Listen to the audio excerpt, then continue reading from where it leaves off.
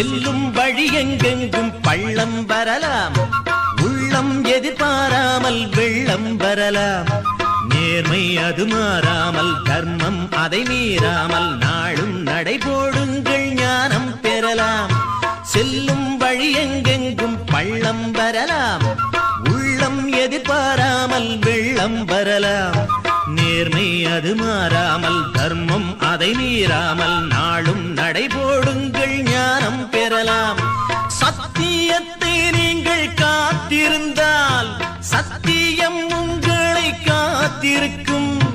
தாய் தந்த அன்புக்கும் நான் தந்த பண்புக்கும் பூமாலை காத்திருக்கும்.